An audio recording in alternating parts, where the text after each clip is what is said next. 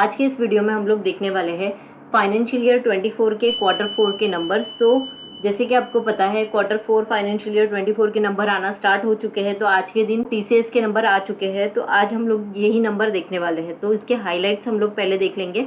तो कंपनी का अगर आप देखोगे रेवेन्यू, तो यहाँ पे 61,237 करोड़ का है और परसेंटेज वाइज देखेंगे तो 3.5% से कंपनी ने काफ़ी अच्छा रेवेन्यू ग्रोथ दिया है ईयर ऑन ईयर बेसिस। यहाँ पे अगर आप देखोगे कांस्टेंट करेंसी परसेंटेज तो 2.2% से ग्रो हुआ है। Growth lead by India is 37.9%, UK से देखेंगे तो 6.2% और मैन्युफैक्चरिंग से देखेंगे तो 9.7% से ग्रोथ हुआ है। एंड उसके अलावा हम लोग मार्जिन देख लेंगे, इसका ऑपरेटिंग मार्जिन तो काफ़ी अच्छा ऑपरेटिंग मार्जिन है यहाँ पे 26% का ईयर ऑन ईयर और एक्सपांशन ऑफ 150 बेसिस पॉइंट से ऑपरेटिंग मार्जिन ग्रो हुआ है। नेट मार्जिन यहाँ पे देखेंगे तो 20.3% से और expansion of 100 basis point. Net income इसका 9.1% से ग्रो हुआ है और स्ट्रॉन्ग कैश कन्वर्जन देखेंगे तो operating cash flow 100.4% of net income. तो काफ़ी अच्छे इसके डिसेंट नंबर आ चुके हैं। हम लोग कंपनी के जो एस्टिमेटेड और एक्चुअल अमाउंट है वो कंपेयर कर लेते हैं। तो नेट इनकम में देखेंगे तो कंपनी ने जो एस्टिमेशन था उससे भी ज़्यादा अच्छे नंबर दिए हैं। फिर रिवेन्यू ग्रोथ देखेंगे तो 612 बिलियन का है और एस्टिमेशन था 614 का, तो यहाँ पे स्लाइटली कम है जो भी एस्टिमेटेड अमाउंट था उससे। फिर फाइनेंशियल सेगमेंट रिवेन्यू यहाँ पे देखेंगे तो 227 बिलियन का है और यहाँ पे एस्टिमेशन था इसका 196 बिलियन का। ठीक है, तो ये परसेंटेज वाइज ग्रोथ है इसमें। देन मैन्युफैक्चरिंग सेगमेंट रिवेन्यू देखेंगे तो 61.4 बिलियन का है और एस्टिमेशन था 55.34 का, तो काफ़ी अच्छे नंबर है। टोटल कॉस्ट यहाँ पे देखेंगे तो 455.45 बिलियन का हुआ है। परसेंटेज वाइज देखेंगे तो 1.3 बिलियन से ग्रोथ हुई है। एंड कंपनी डिविडेंड देने वाली है, फाइनल डिविडेंड कंपनी का। लेकिन ये डिविडेंड कब आएगा? जब कंपनी का जो एजीएम अभी होगा, ठीक है। तो एजीएम के बाद में, एजीएम में कैसे रहते हैं, सारे शेयर होल्डर्स जो रहते हैं उन लोग अप्रूवल देते हैं, तो अप्रूवल के बाद में आपको ये डिविडेंड अमाउंट मिलेगी। तो अमाउंट जो रहेगी वो है 28 रुपीज़ का पर शेयर। इसके अलावा कंपनी का जो हेड काउंट है तो 19 ईयर में अगर आप देखोगे तो इस कंपनी का जो हेड काउंट है यानी नंबर ऑफ एम्प्लॉयज़ है वो काफ़ी कम हो चुके हैं। तो फाइनेंशियल ईयर 23 से लेकर 24 में 13,249 एम्प्लॉयज़ का डिक्लाइन हुआ है। एंड देन यहाँ पे देखेंगे क्वार्टरली देखेंगे फोर्थ क्वार्टर में तो 1759 का यहाँ पे डिक्लाइन हुआ है। ठीक है, तो इतना ज़्यादा पहली बार हुआ है 19 ईयर्स में जब से कंपनी लिस्ट हुई है। अभी हम लोग देखेंगे कंपनी के जो सीओओ है मिस्टर एन गणपति सुब्रमण्यम, ठीक है, उनका नेक्स्ट मंथ में रिटायरमेंट है। तो उन्होंने 40 ईयर्स का सर्विसेज दिया है। कंपनी ने क्या डिसाइड किया है, जो कंपनी के सीईओ है कृतिवासन जी, उन्होंने कहा है कि उनके पोजीशन पे कंपनी के जो ऑलरेडी लीडर्स है, ठीक है, उनको उस जगह पे लाया जाएगा instead of hiring a new COO. ठीक है, तो ये बहुत ही अच्छी बात है क्योंकि अगर हम लोग विद इन टीम में से ही लीडर्स को अगर वो पोजीशन देते तो उनको उस कंपनी के बारे में ज़्यादा नॉलेज रहता है और उन लोगों को भी अपॉर्चुनिटी मिलती है। उसके अलावा अगर हम लोग देखेंगे तो एवरेज सैलरी हाइक देने वाली है कंपनी 4.7% का अप्रैल में, और जो भी इनका टॉप परफॉर्मर रहेगा उनको डबल डिजिट में हाइक मिलेगा। तो अभी हम लोग कंपनी का एक्चुअल नंबर्स देख लेंगे यहाँ पे तो कैसे आया है। तो 3 मंथ्स का ये यहाँ पे है और यहाँ पे ईयर एंडेड का है। ठीक है, तो यहाँ पे रिवेन्यू फ्रॉम ऑपरेशन और टोटल इनकम, यहाँ पे अदर इनकम और रिवेन्यू फ्रॉम ऑपरेशन दोनों मिला के इसका टोटल इनकम हो गया। यहाँ पे मार्च 31 24 का है और यहाँ पे दिसंबर 31 23 का है और यहाँ पे मार्च 31 23 का है। ठीक है, तो ये ईयर ऑन ईयर हो गया एंड ये हो गया क्वार्टर ऑन क्वार्टर बेसिस। ठीक है, तो यहाँ पे आप देखोगे तो quarter on quarter basis company के नंबर काफ़ी अच्छे आए और ईयर ऑन ईयर बेसिस भी कंपनी ने काफ़ी अच्छा ग्रोथ दिया है। देन कंपनी का अभी इतना सारा जो रिवेन्यू है, टोटल इनकम है, उसको पाने के लिए कंपनी ने टोटल एक्सपेंसेस कितने किए, कितना खर्चा किया। ठीक है, तो यहाँ पे देखेंगे तो 45,545 करोड़ का टोटल यहाँ पे एक्सपेंसेस है और प्रीवियस था 45,658 करोड़ का। उसके पहले था 44,946 का। तो यहाँ पे आप अगर इसका वैल्यूज़ देखोगे ना तो काफ़ी कंट्रोल में कंपनी खर्चा करती है, एक्सपेंसेस करती है। ठीक है, यहाँ पे आप देखोगे क्वार्टर ऑन क्वार्टर जो इसके एक्सपेंसेस है वो कम हुए हैं, year on year basis obviously ज़्यादा हुए हैं, क्योंकि अभी कंपनी काफ़ी ग्रो कर रही है, एआई में जा रही है, फिर एआई जेन एआई में जा रही है, काफ़ी सारे प्रोजेक्ट लिए हैं, उसके वजह से इसके एक्सपेंसेस भी बढ़ते हैं। ठीक है, उसके अलावा हम लोग देख लेंगे कंपनी का profit before exceptional item and tax. तो बिना कुछ भी कट किए कंपनी ने कितना प्रॉफिट जनरेट किए, तो वो है 16,849, प्रीवियसली 15,787 का था, उसके पहले 15,391 का था। तो कंटिन्यूसली आप देखोगे तो इसमें ग्रोथ है, क्वार्टर ऑन क्वार्टर और ईयर ऑन ईयर बेसिस दोनों में भी इसमें ग्रोथ है। अब कंपनी का एक्सेप्शनल आइटम हो गया, ये सारी चीज़ें, फिर टैक्स निकाल के अब यहाँ पे प्रॉफिट बिफोर टैक्स यहाँ पे देखेंगे तो सेम है, क्योंकि यहाँ पे जो एक्सेप्शनल आइटम है कुछ भी नहीं है यहाँ पे। ठीक है, देन कंपनी का प्रॉफिट बिफोर टैक्स सेम हो गया। उसके बाद में टोटल टैक्स एक्सपेंसेस, कितना टैक्स लगा है कंपनी को, 4,347 करोड़ का टैक्स है यहाँ पे। देखो पहले कम था, अभी ज़्यादा हो गया। अब उसके बाद में प्रॉफिट फॉर द पीरियड, तो ये जो भी कट करके एक्सेप्शनल आइटम हो गया, टैक्स हो गया, जो सारी चीज़ें निकाल के कट करके यहाँ पे इसका टोटल इसका प्रॉफिट है, तो वो है 12,502 करोड़ का। ठीक है, तो प्रीवियस क्वार्टर से प्रॉफिट भी काफ़ी अच्छे हैं, और ईयर ऑन ईयर भी देखेंगे तो प्रॉफिट काफ़ी अच्छे नंबर दिए हैं इसने।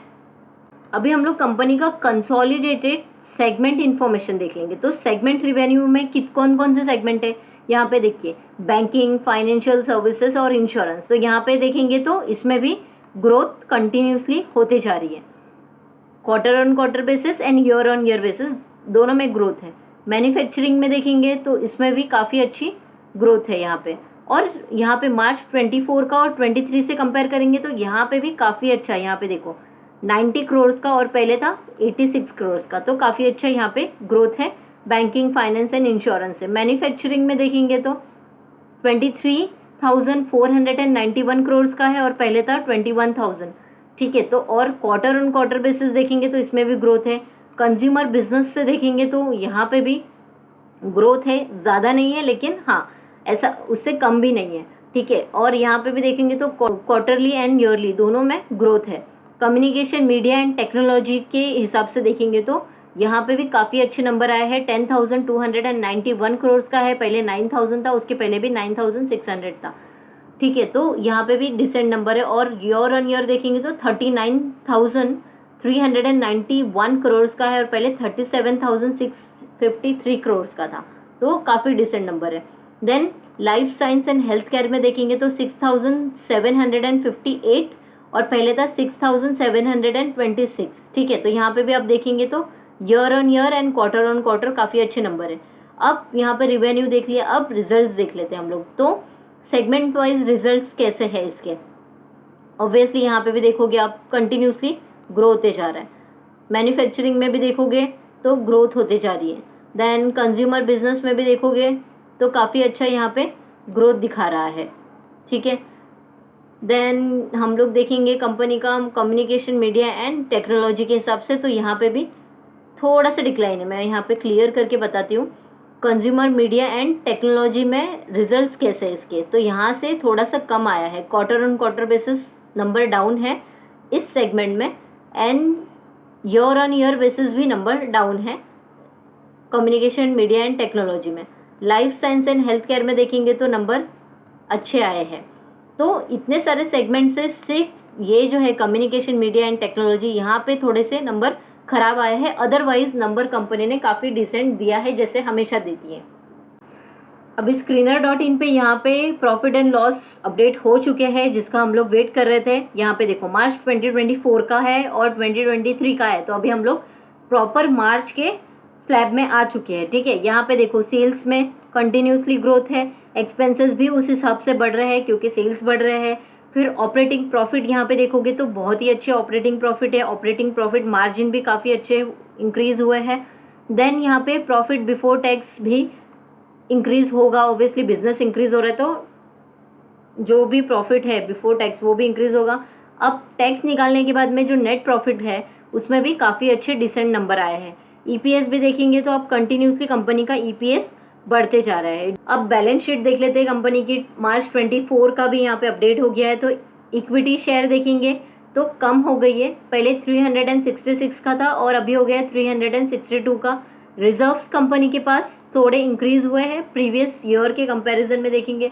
और अब यहाँ पे रिजर्व्स देखोगे तो कंटिन्यूसली कंपनी के पास रिजर्व इंक्रीज होते जा रहे हैं, जो कि बहुत ही अच्छी बात रहती है।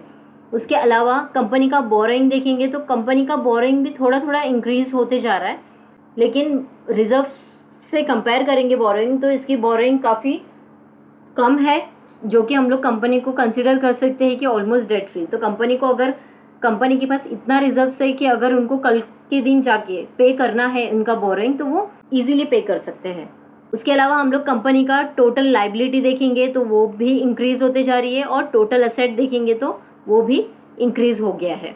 रेशियोज में देख लेंगे तो कंपनी ने इम्प्रूव किया है। यहाँ पे डेटर डे का देखेंगे तो 67 हो गया है, पहले 81 था, ये एक चेंज आया है। देन कैश कन्वर्जन साइकिल में भी देखेंगे तो 67 है और पहले 81 था, तो इसमें इम्प्रूवमेंट हुआ है। उसके अलावा कंपनी का जो वर्किंग कैपिटल डेज है उसके अंदर इंक्रीज हो गया है, फ्रॉम 33 से लेके अभी हो गया 83, तो काफ़ी ज़्यादा इंक्रीज हो गया है इनका वर्किंग कैपिटल डे, जो कि एक बोल सकते हैं कि नेगेटिव पॉइंट है। शेयर होल्डिंग पैटर्न में कोई अपडेट नहीं है। यहाँ पे लास्ट यहाँ पे दिखा रहा है दिसंबर 2023 का। अगर आप देखेंगे शेयर होल्डिंग पैटर्न काफ़ी अच्छी है कंपनी की, 72.41% का है। देन इसका यहाँ पे देख लेंगे FI का होल्डिंग 12.46% का है। देन DI का भी काफ़ी अच्छी होल्डिंग है 10.03% का। पब्लिक का होल्डिंग सबसे कम है, मतलब FI ने भर भर के इसमें इन्वेस्ट किया है, DI ने भी भर भर के इन्वेस्ट किया है। प्रोमोटर का होल्डिंग तो ऑलरेडी बहुत ही अच्छा है, बट पब्लिक का होल्डिंग सबसे कम है। क्यों? क्योंकि ये कंपनी इतना भागती नहीं है, ज़्यादा प्रॉफिट बना के नहीं देती है, क्योंकि ये लार्ज कैप कंपनी है, ठीक है। और लार्ज कैप कंपनी में डिसेंट प्रॉफिट आते हैं, एक्स्ट्रा ऑर्डिनरी या मल्टी बैगर नहीं बनते ऐसे स्टॉक्स, ठीक है। इसके लिए यहाँ पे आप देखोगे तो पब्लिक का होल्डिंग सबसे कम है। लेकिन आप कोई भी स्मॉल कैप मिड कैप में जाके देखेंगे, कंपनी के अंदर कंपनी का शेयर होल्डिंग पैटर्न जाके देखेंगे, काफ़ी कंपनी के ऐसे रहते हैं कि पब्लिक का होल्डिंग सबसे ज़्यादा रहता है, लेकिन FI और DI का होल्डिंग कम रहता है। अभी हम लोग ने देख लिया है कंपनी के फाइनेंशियल ईयर Q4 के नंबर। अगर आपको ये कंपनी के नंबर अच्छे लगे तो प्लीज़ कमेंट करके बताइए। इसका एक्चुअल जो मार्केट रिएक्शन है वो मंडे को पता चलेगा, क्योंकि आज के दिन इसका रिजल्ट्स कब आया, मार्केट क्लोज होने के बाद आया था। इसके लिए मार्केट में कोई अभी तक रिएक्शन नहीं हो पाया, क्योंकि मार्केट ऑलरेडी क्लोज हो चुका था। तो मंडे को इस पर नज़र रखिए, सो दैट आपको समझे कि मार्केट को ये नंबर अच्छे लगे हैं या नहीं लगे हैं, ठीक है। तो अगर आपको ये वीडियो अच्छा लगा है तो प्लीज़ ये वीडियो को लाइक कीजिए, चैनल पे पहली बार आए तो चैनल को सब्सक्राइब कीजिए।